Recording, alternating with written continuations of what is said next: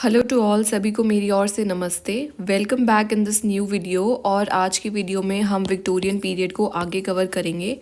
आज की वीडियो है हमारी part 6 video on the Victorian period of English literature, और इसके अंदर हम सॉल्व करने वाले हैं 10 questions. So without any delay let's get started. तो बैठे बैठे क्या करें, करना है कुछ काम। शुरू करते हैं अपने क्विज को लेके प्रभु का नाम। और आज का हमारा जो पहला क्वेश्चन है वो पूछ रहा है कि that which of the following is not one of the lamps of architecture. Now first of all you must know कि दैट लैम्प्स ऑफ आर्किटेक्चर है, this is a work which is written by John Ruskin. तो जो lamps of architecture है बहुत ज़्यादा important है, और आपको याद रखना है कि लैम्प्स ऑफ आर्किटेक्चर किन्होंने लिखा है, जॉन रस्किन ने लिखा है। तो रिमेंबर दैट कि जो जॉन रस्किन है ना वो आर्किटेक्चर से रिलेटेड है, और उनके वर्क्स हैं बहुत सारे जो कि आर्किटेक्चर के बारे में बात करते हैं। अब पूछ रहे हैं कि जो ये वर्क है ना हमारा लैम्प्स ऑफ द आर्किटेक्चर, इसके अंदर उन्होंने 7 पिलर्स की बात करी है। तो जो ये 7 है, ये लैम्प्स हैं हमारे, जो वो 7 लैम्प्स हैं। तो वो पूछ रहे हैं कि that which of the following is not one of the lamps, और हमें बताना कि इन 4 ऑप्शंस में से कौन सा है जो कि 7 लैम्प्स ऑफ आर्किटेक्चर के अंडर नहीं आता है। इसके लिए मैंने एक ट्रिक बताई थी, सिंपल सी ट्रिक है, हम उसके थ्रू याद करेंगे क्योंकि इतनी सारी माइन्यूट डिटेल्स हमें नहीं याद रहती हैं। इसमें हमारी जो ट्रिक है दैट इज़ बोल MPST, यानी कि एक MP है जिसका इंटरव्यू चल रहा है, और जो हमारे जर्नलिस्ट हैं वो उनसे पूछ रहे हैं कि दैट बोलो MP साहब, बोलो on the topic of the scheduled tribes. अब इसके अंदर ना हमारा जो B है, B stands for beauty. B से हमारा हो गया है beauty. O stands for obedience। obedience मतलब कि किसी की बातों को मानना, फॉलो करना, that is obedience। L stands for life। M से है memory and P stands for power। Last बच गया हमारा S और T। S से है sacrifice दे देना, and T stands for truth। तो बोल MPST, यानी कि MP साहब बोलो on the topic of ST। तो इससे हमारे क्या पता चलेंगे, 7 लैम्प्स ऑफ आर्किटेक्चर हमें पता चलते हैं। B से स्टैंड्स फॉर ब्यूटी, O से क्या हो गया ओबीडियंस, L से लाइफ, M से हमारा memory, P stands for power, S से होता है हमारा sacrifice, and T stands for truth. तो ये सारे हमारे 7 लैम्प्स ऑफ आर्किटेक्चर हो गए, और जो ये वर्क है वो लिखा है जॉन रस्किन ने। अब हम इजीली बता सकते हैं कि इन चारों में से कौन सा है which is not one of the 7 lamps of architecture. तो क्या सेक्रीफाइस आंसर होगा? अभी हमने देखा ST में S stands for what, sacrifice, तो ये तो नहीं हो जाएगा। नेक्स्ट है कि हमारा इसमें ऑप्शन बोला जा रहा है पावर। तो MP में हमने देखा क्या है, M फॉर मेमोरी और P फॉर क्या था, पावर। तो पावर हो जाएगा? नहीं, ये भी नहीं है। नेक्स्ट है हमारा ट्रूथ। ST में हमने यहाँ पे देखा T stands for what, truth, तो ट्रूथ भी नहीं होगा आंसर। तो हमारा जो इस क्वेश्चन का करेक्ट आंसर हो जाएगा वो हो जाएगा हमारा नेचर। तो remember that nature is not one of the 7 lamps of architecture as mentioned by John Ruskin. अगले क्वेश्चन पे आते हैं, which figurative term did John Ruskin give to the English literature. तो इस क्वेश्चन में हमसे पूछ रहे हैं कि जो जॉन रस्किन है उन्होंने कौन सी टर्म दी है टू इंग्लिश लिटरेचर, यानी कि उन्होंने कौन सी टर्म इन्वेंट करी है या टर्म बनाई है। पहला जो हमारा इसमें ऑप्शन है वो है intentional fallacy, second option is effective fallacy, third है हमारा पैथेटिक फैलेसी, और लास्ट ऑप्शन बोलता है apathetic fallacy. So if you can recall, थोड़ा जोर देने पे आपको याद आ जाएगा कि जो इंटेंशनल फैलेसी और जो इफेक्टिव फैलेसी है, इन दोनों चीज़ों के बारे में हमने थ्योरी जब हम स्टडी करते हैं तो we study about intentional fallacy and the term affective fallacy. ये जो दोनों टर्म है, these terms are coined in the work the verbal icon. तो द वर्बल आइकन एक वर्क है which is written by 2 person, और वो 2 जो लोग हैं जिन्होंने द वर्बल आइकन लिखा है दैट इज़ विमसेट प्लस बियर्ड्सले। तो विमसेट और बियर्ड्सले जो 2 लोग हैं उन्होंने मिलकर एक वर्क लिखा द वर्बल आइकन, और इस वर्क के अंदर वो बात करेंगे इंटेंशनल फैलेसी के बारे में और इफेक्टिव फैलेसी के बारे में। दोनों टर्म्स को I will explain you when we will take the questions from the literary theory portion, तो वहाँ पर मैं अच्छे से एक्सप्लेन कर दूंगी। अब जो हमारा क्वेश्चन है, बैक टू द क्वेश्चन, तो पूछ रहे हैं कि जो जॉन रस्किन है ना उन्होंने कौन सी टर्म दी है इंग्लिश लिटरेचर को। इस क्वेश्चन का हमारा जो करेक्ट आंसर है दैट इज़ पैथेटिक फैलेसी। तो रिमेंबर दैट पैथेटिक फैलेसी है जो ये टर्म किन्होंने दी है, this term is given by John Ruskin to the English literature. अब इस टर्म का मीनिंग क्या होता है, what do you understand by the term pathetic fallacy. Pathetic fallacy जो होता है ना, इसका मीनिंग होता है that to give human feelings और इमोशंस टू द इनएमिनेट ऑब्जेक्ट्स, यानी कि जो ऑब्जेक्ट्स मतलब जिंदा नहीं है उन चीज़ों को आप जब ह्यूमन फीलिंग्स और इमोशंस देते हो, that term is called as what, pathetic fallacy. For example से बड़े अच्छे से समझ में आएगा हमें। If I say that the sun is smiling at him, तो यहाँ पे जो हमारा सन हो गया ना, वो क्या है, एक इनएनिमेट ऑब्जेक्ट है, यानी कि नॉन लिविंग है। और वो अब यहाँ पर इस स्टेटमेंट में कैसे प्रेजेंट करा गया है, जैसे कि जो सन है वो एक लिविंग पर्सन के जैसे है। The sun was smiling at him, तो सन को एक लिविंग बीइंग की तरीके से ट्रीट करा गया है, इमोशंस भर दिए गए हैं, फीलिंग्स की तरफ से उसको पोर्ट्रे किया जा रहा है। तो this term is called as pathetic fallacy according to John Ruskin. एक और एग्जाम्पल मैं बताती हूँ, जैसे कि rain fell like teardrops, तो अब यहाँ पर रेन को कैसे बोल रहा है कि टीयर ड्रॉप से कंपेयर कर दिया, और ऐसा लग रहा है कि भाई इसके अंदर इमोशंस है, इस चीज़ के अंदर बहुत ज़्यादा फीलिंग्स है and we can associate with that. तो ये हमारा हो गया pathetic fallacy. Coming on to the next question, John Ruskin unto this last is about. तो ये जो अनटू दिस लास्ट है, रिमेंबर दिस वर्क, ये बहुत बहुत बहुत इंपॉर्टेंट है, because this is the work which has inspired one of the greatest leaders of the world. और वो जो लीडर हैं वो है और कोई नहीं है, वो हम एम के गांधी के बारे में बात कर रहे हैं। तो जो एम के गांधी थे उन्होंने अनटू दिस लास्ट पढ़ा था और इस चीज़ से वो बहुत ज़्यादा इंस्पिरेशन लेते थे, एम के गांधी, महात्मा गांधी। अब जो ये अनटू दिस लास्ट है ना, ये क्या है, एसेज हैं, ये कोई बुक नहीं है, these are what, these are the essays. और now you have to tell कि वो किस, इन एसेज में अनटू दिस लास्ट में वो किस चीज़ के बारे में बात करते हैं। क्या वो पॉलिटिकल इकोनॉमी डिस्कस कर रहे हैं इसके अंदर, या वो स्पिरिचुअल वैल्यूज़ बता रहे हैं, या फिर चार्ली ऑप्शन हो गया हमारा गुड कन्वर्सेशन कैसे करते हैं, ये सब बता रहे हैं। डेल्टा ऑप्शन है कि पेंटिंग एंड आर्किटेक्चर के बारे में बता रहे हैं। अगर आपको नहीं भी आ रहा है तो if you know that unto this last is something which has inspired Mahatma Gandhi, तो वो क्या गुड कन्वर्सेशन होगा कुछ भी, या पेंटिंग एंड आर्किटेक्चर से कुछ हो सकता है ताल्लुक, उसका नहीं है।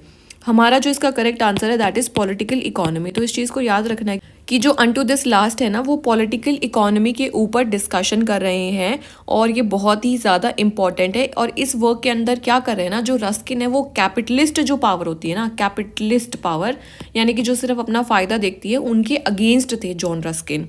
और महात्मा गांधी भी उनके अगेंस्ट ही थे, वो भी सेल्फ सफिशिएंसी की बात करते हैं। अब वो जो इस पॉलिसी को जो बोला जाता है that is called as laissez faire. तो लेजेस फेयर है, इस पॉलिसी के अगेंस्ट थे जॉन रस्किन और कैपिटलिज्म के अगेंस्ट है। और जो अनटू दिस लास्ट है विच आर एसेज, तो वो पॉलिटिकल इकोनॉमी को डिस्कस करते हैं और वो एम के गांधी को भी उन्होंने बहुत ज़्यादा इंस्पायर किया है। अगले क्वेश्चन पे आते हैं, which of the following works was written by John Ruskin. तो इसमें हमसे पूछ रहे कि कौन से वर्क्स हमें जॉन रस्किन ने लिखे हैं। अब जॉन रस्किन का जो इंपॉर्टेंट वर्क था, जो मोस्ट इंपॉर्टेंट वर्क से थे, वो तो अनटू दिस लास्ट हो गया जो हमने डिस्कस किया। क्या था, अनटू दिस लास्ट। और दूसरा क्या है उनका, 7 लैम्प्स ऑफ आर्किटेक्चर। तो 2 इंपॉर्टेंट वर्क हो गए, one is unto this last and 7 lamps of architecture, ये बहुत ज़्यादा इंपॉर्टेंट है। और एक और वर्क है जो कि है मॉडर्न पेंटर्स, वो भी बहुत ही इंपॉर्टेंट है। अब इसमें ये जो माइनर वर्क्स हैं अगर देखा जाए तो सिजेम एंड लिलीज और मुनेरा पुलवरिस, ये दोनों बहुत ही ज़्यादा माइनर वर्क है। लेकिन अब क्वेश्चन में पूछा है तो आपको ना ये चीज़ याद रखनी है कि that these both are the works which are written by whom, John Ruskin ने लिखे हैं। क्या क्या नाम हो गए, सिजेम एंड लिलीज, और सेकेंड वर्क हो गया मुनेरा पुलवरिस। जो सिजेम एंड लिलीज जो वर्क है ना, ये 2 पार्ट्स में डिवाइडेड है फर्दर। जो पहला पार्ट है वो बोलता है किंग ट्रेजरीज के बारे में बात कर रहा है, और दूसरा जो पार्ट है वो क्वींस के गार्डन के बारे में बात कर रहे हैं। तो सिजेम एंड लिलीज में 2 पार्ट हैं, that is king treasuries and the queen's gardens. और नेक्स्ट वर्क क्या था, मुनेरा पुलवरिस। इसके अंदर वो अटैक कर रहे हैं लेजेस फेयर की पॉलिसी के ऊपर। अब जो लेजेस फेयर पॉलिसी है, this policy was given by Adam Smith. I can hope that Adam Smith का नाम आप लोगों ने कहीं ना कहीं तो सुना ही होगा बचपन में या फिर बुक्स में, जो भी आपके स्कूल के टाइम पे बुक्स थी। तो एडम स्मिथ कौन है, जिन्होंने एक बुक लिखी है, क्या है उनकी बुक का नाम, wealth of Nations. Wealth of Nations बहुत बहुत बहुत इंपॉर्टेंट है, ईयर इज इक्वली इंपॉर्टेंट, 1776 में तो एडम स्मिथ ने वेल्थ ऑफ नेशंस लिखा, जिसके अंदर वो कैपिटलिज्म को प्रमोट करते हैं। कैपिटलिज्म क्या है कि अपना फायदा देखो बाकी जाए भाड़ में। ये इस चीज़ में विश्वास रखते हैं कि कैपिटलिज्म है और इस चीज़ को एज एन इकोनॉमिक मॉडल देखा है। लेकिन जो हमारे जॉन रस्किन है भाई, वो सबके साथ है, सबका विकास करने वाले इंसान है। तो he is against the policy of laissez fair, और वो इसी चीज़ को अटैक करेंगे अपने कौन से वर्क में, मुनेरा पल्वरिस में। तो इसका आंसर हमारा हो जाएगा बोथ ए एंड बी, क्योंकि दोनों वर्क्स हमने देखे कि that both the works were written by John Ruskin. Coming on to the next question, who regards Ruskin as one of the greatest teachers of the age. तो ये पूछ रहे हैं कि जॉन रस्किन को one of the greatest teachers of the age किन्होंने बोला है। इज इट जॉर्ज एलियट, जो कि विक्टोरियन एज के राइटर हैं, हेनरी जेम्स, या फिर मैथ्यू आर्नोल्ड, या फिर वॉल्टर पेटर। तो हमारा जो greatest teachers of the age John Ruskin को बोल रहे हैं वो है हमारी George Eliot. Remember that George Eliot जो है ये एक फीमेल राइटर है, लेकिन ये सूडो नेम यूज़ करती है जॉर्ज एलियट का, और इनका सूडो नेम इतना फेमस हो गया है कि आप लोगों को इनका असली नाम ही नहीं पता होता है। तो असली नाम मुझे कमेंट सेक्शन में बताना कि जॉर्ज एलियट का रियल नेम क्या है। And remember that she belong to the Victorian age. Victorian age की बहुत इंपॉर्टेंट राइटर हैं, और इनका एक इम्पॉर्टेंट वर्क है the mill on the Floss. Floss क्या है इसमें, river. The mill on the Floss बहुत इंपॉर्टेंट वर्क है इनका, जॉर्ज एलियट का। Important to remember. नाउ इस क्वेश्चन में हमें बस याद रखना है कि जो जॉर्ज एलियट है ना, उन्होंने रस्किन को क्या बोला कि that he is one of the greatest teachers of the age, और कौन सा वर्क पढ़ करके उन्होंने इतनी तारीफ करी है जॉन रस्किन की। तो she has read the work modern painters. Modern painters क्या है, this is a work written by John Ruskin ने लिखा है ये वर्क। और जब उन्होंने मॉडर्न पेंटर्स वर्क पढ़ा, जो कि बहुत सारी वॉल्यूम्स में लिखा हुआ है, तो उन्होंने 1-2 वॉल्यूम्स पढ़ी और जॉर्ज एलियट को बहुत ही अच्छा लगा, और उन्होंने क्या बोला कि that John Ruskin you are one of the greatest teachers of the age. अगले क्वेश्चन में आते हैं। यहाँ पर एक वर्क दिया गया है और हमसे पूछा है कि ये किन की ऑटोबायोग्राफी है। ऑटोबायोग्राफी क्या होता है, जो कि आप अपने बारे में खुद लिखते हो, that is called as autobiography. Self written biography is called as autobiography.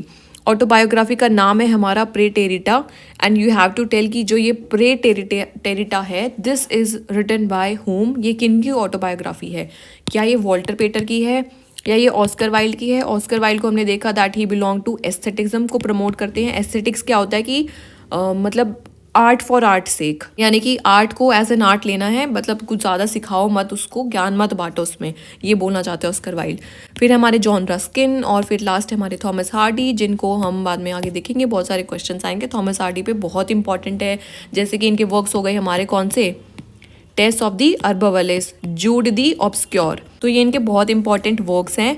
और अब हमें बताना है कि जो प्रेटेरिटा है ये किन की ऑटोबायोग्राफी है। So this is the autobiography of John Ruskin. Remember this question important है कि प्रेटेरिटा किन की ऑटोबायोग्राफी है, it is the autobiography of John Ruskin.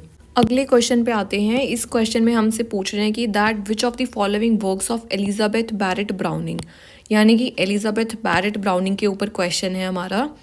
And they are asking that is best known also autobiographical in nature and covering her affair with Robert Browning। तो जो Elizabeth Barrett Browning है, as you all know that she was married to Robert Browning के साथ उनकी शादी हुई थी। Robert browning कौन है, ग्रेट विक्टोरियन एज के एक पोएट हैं। इस क्वेश्चन में हमसे पूछा जा रहा है कि कौन सा वर्क है उनका जो कि ऑटोबायोग्राफिकल एस्पेक्ट्स दिखाता है और उनके जो रिलेशंस थे रॉबर्ट ब्राउनिंग के साथ उन चीज़ों पे डिस्कस करता है। फर्स्ट ऑप्शन है हमारा इसके अंदर an essay on mind with other poems. Next option is Prometheus Bound. अगला है the Seraphim and other poems, and last option है sonnets from the Portuguese. Important question है, very very very important question है। So इस question का हमारा जो correct answer है that is sonnets from Portuguese. तो आप लोगों को याद रखना है कि जो सोनेट्स फ्रॉम द पोर्टुगीज है ना, ये कलेक्शन ऑफ सोनेट्स है जो किन्होंने लिखा है, written by Elizabeth Barrett Browning. And in this sonnets from the Portuguese, she discusses her relationship with Robert Browning। तो आप देख सकते हो कि जब वो अपने रिलेशनशिप के बारे में डिस्कस कर रही है तो ऑटोमेटिकली वो एक ऑटोबायोग्राफिकल हो जाएगा। इसके अंदर टोटल सोनेट्स कितने हैं, तो जस्ट रिमेंबर कि टोटल सोनेट्स हैं इसके अंदर हमारे 44। इसका जो टाइटल है sonnets from the Portuguese, mislead करने के लिए आपको ऐसा टाइटल रखा गया है ताकि लोगों को समझ ना आए कि ये वर्क कौन लिख रहे हैं, क्योंकि विक्टोरियन एज में आप समझ सकते हो कि उस टाइम पे to show your personal relations और something like that in the poems was not commendable. बहुत ज़्यादा रियलिस्टिक वर्क्स आते थे, तो आप उसमें अपनी पर्सनल लाइफ और या कन्फेशनल टाइप्स के पोएट्स और राइटर्स नहीं बन सकते थे आप। ये जितना भी सोनेट्स फ्रॉम द पोर्टुगीज़ है ना, सारी की सारी सोनेट्स हमारी लिखी गई हैं इंग्लिश लैंग्वेज में। रिमेंबर दैट, कोई पोर्टुगीज़ या कोई और अदर लैंग्वेज में नहीं है, इंग्लिश लैंग्वेज में लिखा गया है। And it also depicts the ordinary life के बारे में है, पूरा का पूरा अपने रिलेशनशिप को डिस्कस करेंगे इसके अंदर वो। और इसमें से एक जो इम्पॉर्टेंट पोएम है that is how do I love thee. कौन सी है? How do I love thee. Remember this, बहुत ही इंपॉर्टेंट है, पूछा भी जा सकता है that how do I love thee, thee मतलब you. So in this poem she tells different ways in which she can love her lover. बाकी ऑप्शंस देखते हैं, जैसे कि हमारा an essay on the mind with other poems है, ये भी एलिजाबेथ बैरेट ब्राउनिंग ने ही लिखा है। नेक्स्ट ऑप्शन है Prometheus bound. Remember that Prometheus bound जो है ये इन्होंने नहीं लिखा है, एलिजाबेथ बैरेट ब्राउनिंग ने नहीं लिखा है, rather she has translated it. तो उन्होंने इसको ट्रांसलेट करा है। जो प्रोमीथियस बाउंड है ना, ये वर्क तो बहुत ही ज़्यादा एंशियंट है and this work was written by a Greek person. You tell me the name of that Greek person who has written the work Prometheus Bound. बहुत इंपॉर्टेंट है। तो जो एलिजाबेथ बैरेट ब्राउनिंग है उन्होंने इसको सिर्फ ट्रांसलेट किया है, ना कि लिखा है। नेक्स्ट हमारा जो चार्ली ऑप्शन है, it talks about the seraphim and other poems. तो इसको भी बस आप ऊपर मोटा मोटा तौर पे याद रखो कि जो सेराफिम एंड अदर पोएम्स है ये भी किन्होंने लिखा, हमारा एलिजाबेथ बैरेट ब्राउनिंग ने। Coming on to the next question of today's video, इसमें हमसे पूछ रहे हैं कि दैट द प्ले, यहाँ पर एक प्ले का नाम दिया है, प्ले का नाम है हमारा the Barretts of Wimpole Street. The Barretts of Wimpole Street. And now they want to know from us कि ये जो प्ले है is about the family of whom, यानी कि the Barretts of Wimpole Street जो प्ले है वो किस चीज़ के बारे में डिस्कस करता है, किन के परिवार को मुद्दा बना रखा है इस चीज़ में। अब पहला जो हमारा ऑप्शन है the Barrett brothers, second option is Barrett barristers and third option is Barrett bishops और लास्ट ऑप्शन है हमारा the family of Elizabeth Barrett Browning. First of all you must know कि ये वर्क लिखा किन्होंने है, so that you can guess the answer. The Barretts of Wimpole Street जो work है ये वर्क लिखा है हमारा रुडोल्फ ने, RUDOLF, रुडोल्फ ने लिखा है ये वर्क। पूरा नाम है BESIER, रुडोल्फ बेसियर। तो ये जो वर्क है ना, ये प्ले है हमारा, ये आया था 1930 में। ईयर इज़ नॉट इम्पॉर्टेंट, बस इसलिए बता रही हूँ क्योंकि जिस चीज़ के बारे में बेस्ड है वो मैटर बहुत पुराना है और जब प्ले लिखा गया है वो उन्होंने बाद में जा करके किन्होंने लिखा है, रुडोल्फ ने। तो इस चीज़ को अब याद रखना है कि ये जो बैरेट है ना, इसके अंदर ये एलिजाबेथ बैरेट ब्राउनिंग है, उनके अलावा और कोई नहीं है। तो इस प्ले के अंदर the Barretts of Wimpole Street के अंदर जो हमारे रुडोल्फ हैं, he is discussing the family of Elizabeth Barrett Browning. और वो इसके अंदर बताते हैं कि जो एलिजाबेथ बैरेट ब्राउनिंग थी, as you all know that she fell in love with Robert Browning. और जो रॉबर्ट ब्राउनिंग है हमारे, कौन? रॉबर्ट ब्राउनिंग और एलिजाबेथ बैरेट ब्राउनिंग शादी करना चाहते थे, लेकिन जो उनके पेरेंट्स थे वो रिजेक्ट कर रहे थे इस चीज़ को। तो उसी चीज़ के बारे में पूरा, तो एलिजाबेथ बैरेट ब्राउनिंग की जो फैमिली है और उनका जो रिजेक्शन है टुवर्ड्स रॉबर्ट ब्राउनिंग, इस चीज़ को ही डिस्कस करा गया है in the work the Barretts of Wimpole Street which is written by Rudolf Besier. Coming on to the next question, इसके अंदर हमसे पूछा है कि that sketches by Boz was written by whom. तो इसमें आपको बताना है कि जो स्केचेस बाय बोज है ये पूरा वर्क का नाम है, स्केचेस बाय बोज ये पूरा ही वर्क का नाम है। और बताना है कि that this work was written by whom. क्या ये हेनरी जेम्स ने लिखा है या जॉर्ज एलियट ने, जिनका भी हमने वर्क कौन सा बताया था, the mill on the floss, या चार्ल्स डिकेंस ने। बहुत इंपॉर्टेंट है चार्ल्स डिकेंस, सारे के सारे वर्क याद कर लेना। क्रोनोलॉजी भी इंपॉर्टेंट है and the characters are also very very very important.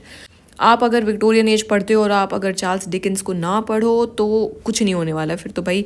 Next है हमारा विलियम मैकपीस ठाकरे, जो कि एसेइस्ट हैं, विक्टोरियन एज से बिलोंग करते हैं।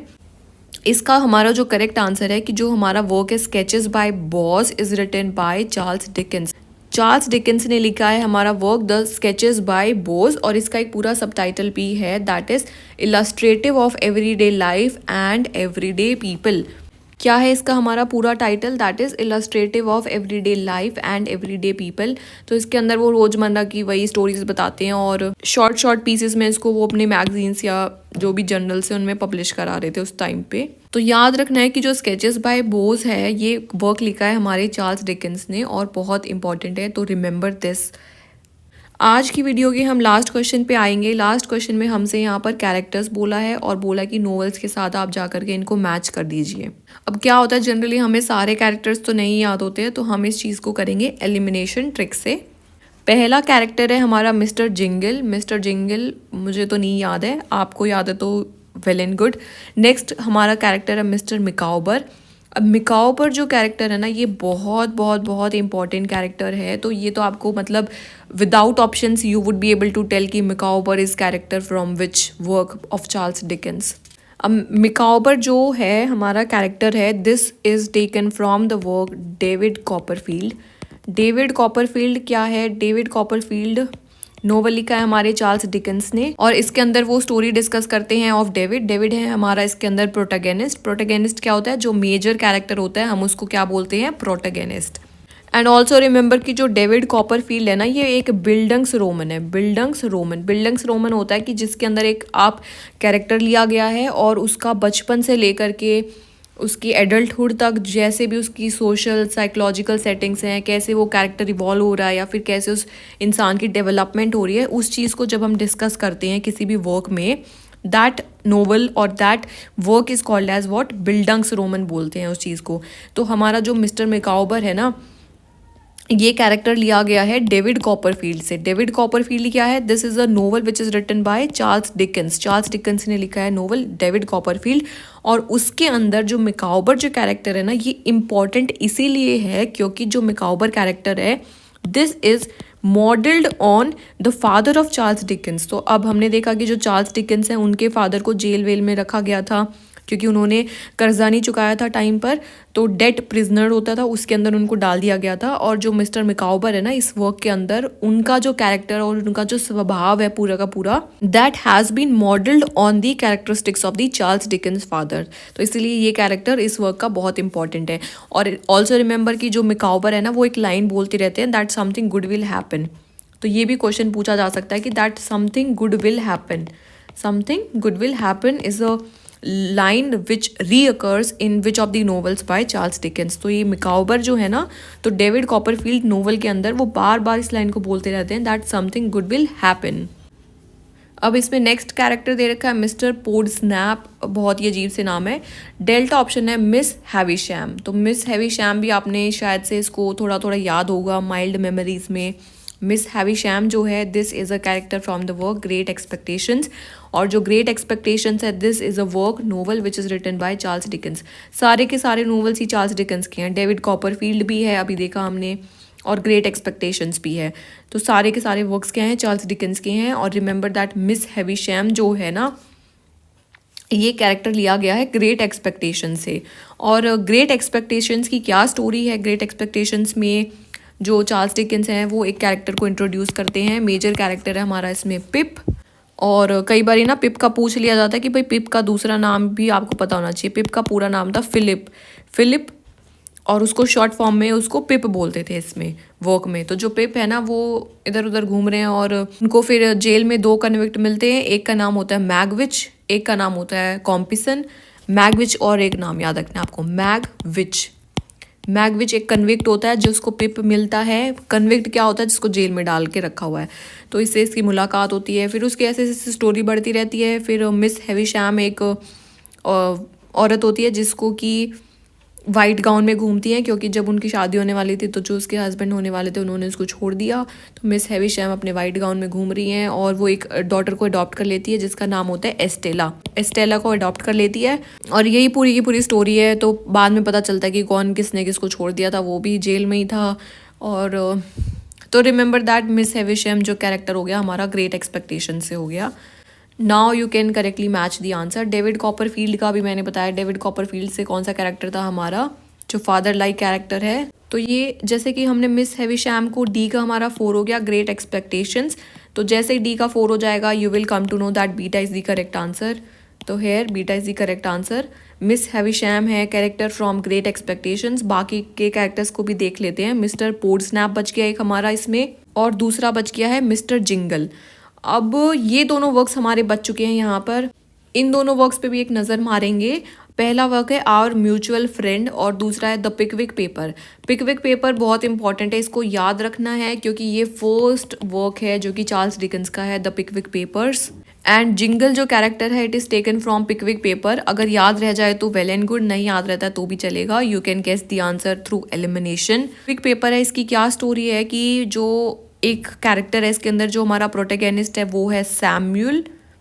पिकविक, सैमुअल पिकविक हमारा प्रोटेगनिस्ट है। और जो सैमुअल पिकविक है ये एक ही is the founder of the Pickwick club, एक पिकविक क्लब करके नाम है जो ये क्लब है, उसका फाउंडर हमारा हो गया सैमुअल पिकविक। अब उसके और बहुत सारे फेलोमेट्स हैं, उनके भी नाम है, जैसे कि विंकी हो गया, एक जिंगल हो गया, एक नाम है स्नॉड ग्रास, स्नॉड ग्रास।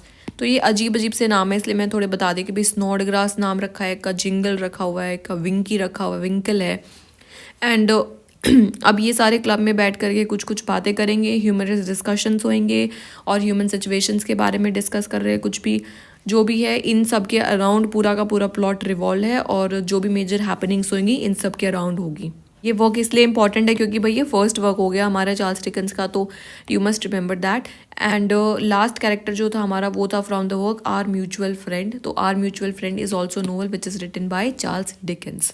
और मिकाउबर को तो बिल्कुल अच्छे से याद रखना कि कौन से वर्क से लिया गया है Micawber, from the work David Copperfield, DC David Copperfield से हमारा मिकाउबर हो गया। हमेशा याद रखना कि करत करत अभ्यास के जड़मती होत सुजान, रस्सी आवत जावत सिल पर पड़त निशान। तो the more you practice the more questions you are going to answer in the examination. So practice is something that will make you perfect. And one more important thing, that keep doing exercise because health comes before everything else in the world.